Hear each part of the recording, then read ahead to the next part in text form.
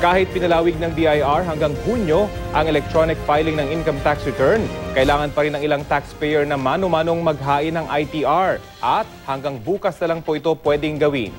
Balita hatid ni Victoria Tulad.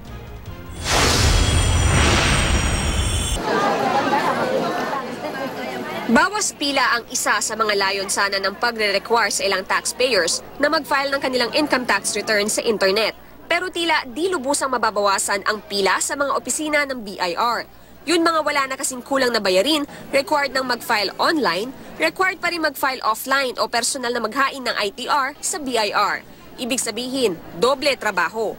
Kaya nga ang 71 taong gulang na si Lola Libertad Bacani, kahit sinaga na ang manual o personal na paghahain ng ITR sa BIR, kailangan pa rin mag-file online.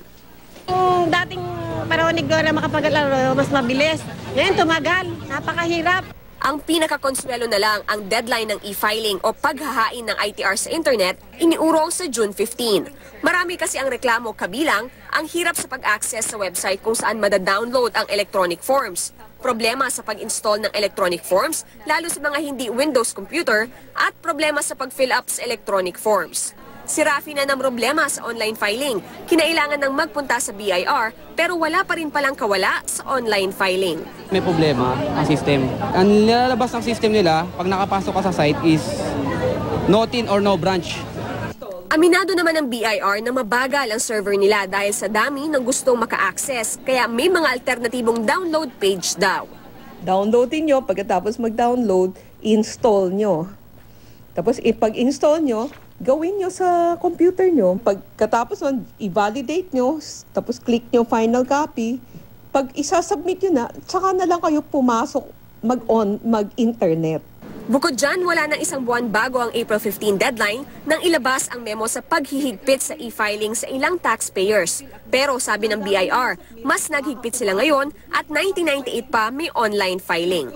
Kung hindi ko kami nagpe-penalize, hindi ko kami pinapansin. Diba? Matagal na ho namin yan sinasabi, no? So ngayon, nagiging stricto kami. Hindi ho tayo kailangan magganito. Kaso hindi naman ho nakukuha sa pakiusap.